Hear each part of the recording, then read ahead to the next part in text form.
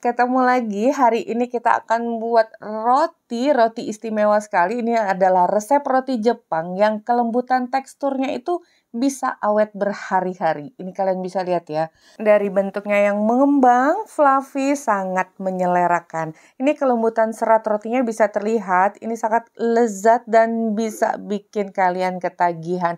Jangan beli lagi, bikin aja sendiri. Caranya sangat mudah. Oke, ikuti aja ya tutorialnya sampai selesai. Sebelumnya jangan lupa like, subscribe, nyalakan lonceng aktifnya, juga komentar. Pertama kita buat bahan A dulu ya. Ini adalah bahan biang, tepung terigu protein tinggi, ragi instan. Ini kita aduk dulu sampai tercampur merata. Oh ya, pada tutorial ini yang kalian lihat itu Mama Eji buatnya 2 kali lipat ya bahan biangnya. Tapi untuk resep ini kalian ikuti yang tertulis pada layar ataupun kolom deskripsi. Nah, kemudian kita tambahkan dengan air biasa ya, suhu ruang. Aduk sampai tercampur merata.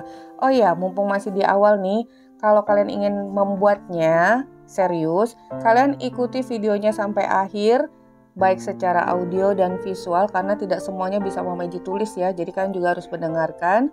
Nah, kalau udah kita tutup dulu, letakkan suhu ruang selama 1 jam. Oke, kita beralih dulu ke bahan B. Nah, bahan B ini bahan utama roti, tepung terigu protein tinggi. Jadi gunakan tepung terigu itu sesuai fungsinya ya. Kan ada tepung terigu protein tinggi, rendah, dan sedang. Untuk roti gunakan sebaiknya tepung terigu protein tinggi. Kemudian kita tambahkan dengan gula pasir, ragi instan, dan susu bubuk. Ini kita campur dulu. Kalau udah merata, tambahkan dengan 1 telur ukuran sedang. Dan air yang hangat, jangan panas ya, nanti raginya bisa mati.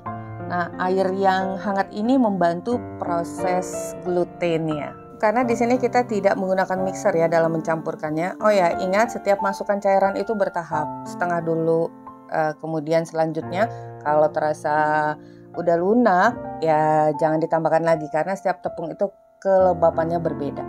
Nah, ini pas ya airnya. Jadi jangan lupa disisain sedikit airnya sambil dirasa-rasakan. Nah, disinilah kalau Mama Eji tuh ya, maaf aja, jarang mencampurkan adonan roti ini menggunakan sarung tangan. Jadi bagi kalian yang merasa kurang nyaman, ya mohon maaf dan maklum aja, bisa di skip atau tinggalkan.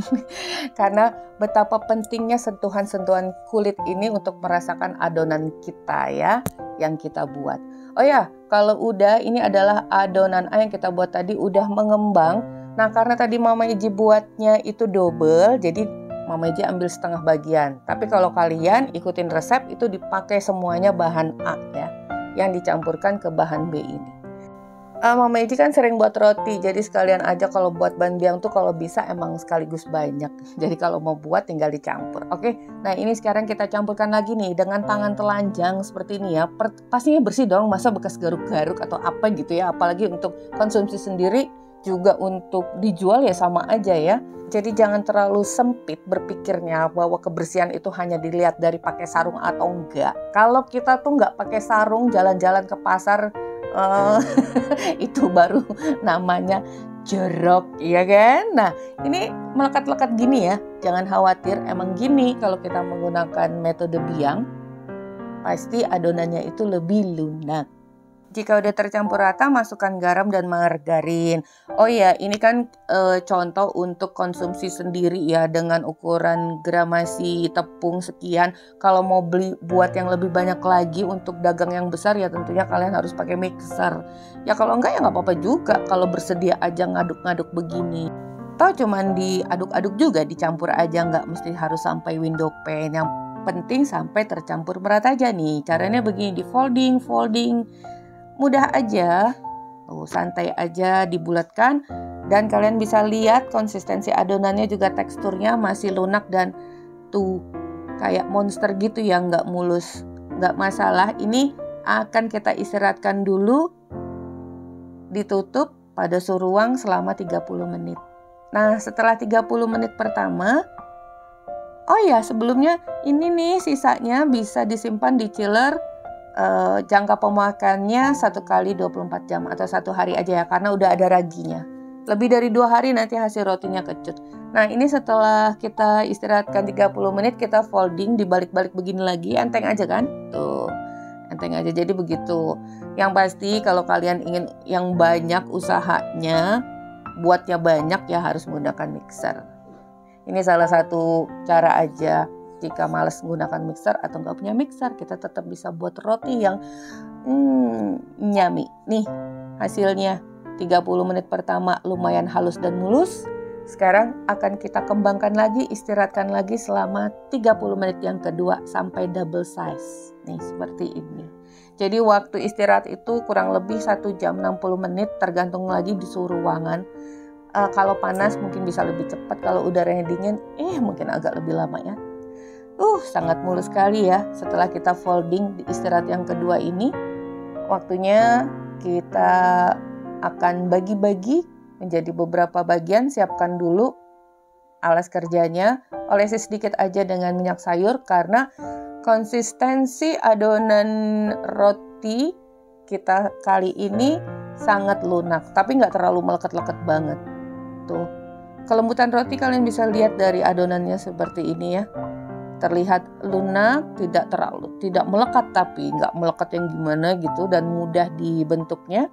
Kembali kita folding, padatkan sampai kalian bisa merasakan roti ini udah halus seperti ini ya, dan lebih padat. Kalau kalian pakai sarung tangan, nggak bisa terlalu peka loh, apalagi untuk yang mau belajar ya. Yang penting kan bersih aja. Ini kita potong kurang lebih 85 gram, cukup besar, dan kembali kita folding setiap bagiannya. Ini menambah kehalusan dan kelembutan roti kita tuh, kalian bisa lihat ya. Nggak pakai diulennya dibanting-banting yang mengeluarkan tenaga dan keringat, didiamin aja. Cuman kita bantu folding aja tadi ya, di tengah waktu istirahat. Hasilnya udah sangat gemoy-gemoy nih. Letakkan bagian halus di permukaan atas. Oh ya, jadi kalian tuh ya kalau nggak masalah ngasih ide atau saran, tapi ya dipikirkan dulu sarannya tuh seperti apa.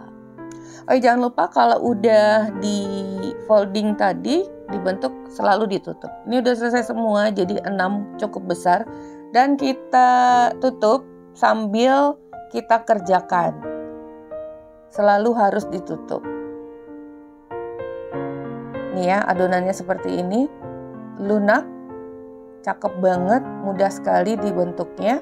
Untuk cetakannya di sini Mama Eji menggunakan cetakan yang oval dengan panjang 9 cm, tingginya 4, dan kita beri isian coklat. Untuk resep isian coklat kalian bisa lihat linknya di kolom deskripsi cara membuatnya ya. Nih sekarang kita jepit kedua tepiannya, tentunya juga membentuk panjang gini, oval. Lalu letakkan cetakannya. Cetakannya sebelumnya udah kalian olesi dulu dengan margarin tipis aja. Nah, ini salah satu jenis roti Jepang yang mungkin kalian pernah lihat tapi belum pernah membuatnya. Udah, jangan lupa dijepit rapat. Ini benar sangat rekomen karena kelembutan dan cita rasanya itu beda ya kalau kita buat roti dengan cara langsung atau buat roti tanpa biang. Jadi kelemahan roti dengan cara biang ini, kita hanya memerlukan waktu yang agak lebih lama dengan pencampuran pembuatan biang dulu lalu dicampurkan dengan adonan utama. Tapi hasilnya itu sangat luar biasa, mengalahkan semua cara langsung kecuali buatan pabrik ya, tentunya menggunakan bahan-bahan tambahan lainnya. Ini karena cetakan oval cuma 5, jadi satu buahnya lagi Mama Eji gunakan cetakan persegi. Kan ini contoh aja. Nih, seperti ini. Untuk hasil roti ini cukup tinggi, fluffy, mengembang, dan besar. Sesuai ukuran cetakannya ya. Sebenarnya untuk ukuran disesuaikan aja dengan cetakan yang kalian buat. Ini udah selesai semua. Kalau udah, sebelum nanti dipanggang, kita istirahatkan dulu selama 60 menit atau sampai mengembang 80-90%. Kalau udah, ini udah mengembang, disemprot aja dengan air biasa. Jadi nggak pakai air susu, nggak usah, air biasa cukup, lalu taburi dengan meseseres.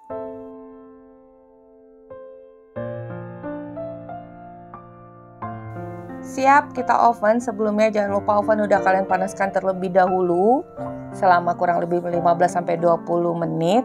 Dan ini akan kita oven dengan suhu 180 derajat Celcius, api atas dan bawah, selama 25 menit atau sesuai dengan oven kalian masing-masing atau sampai matang, karena ingat setiap oven tuh karakteristiknya berbeda. Kalau udah beda, suhu beda, tentunya waktu panggang juga berbeda. Jadi ditengok-tengok aja tuh, kalau bawahnya tuh udah kecoklatan, atasnya juga udah sedikit kecoklatan, artinya udah matang. Range rentang waktunya itu ya 20-25 menit atau boleh lebih sedikit. Yang pasti terkadang juga disesuaikan dengan ini ya, dengan besar kecilnya roti. Ini dia hasilnya, tinggi, kokoh, tapi jangan salah, kokohnya ini dalamnya lembut banget. Dan nih kalian bisa lihat, sekarang kita buka dulu. Lihat bagian dalamnya. Seratnya itu halus dengan tumpukannya yang tebal. Jadi seperti kumpulan kapas, kalau kita buka tuh udah kelihatan ya. Ini seratnya. Double cocoa bread, dalamnya coklat dengan selai coklat, luarnya juga ditaburi dengan coklat.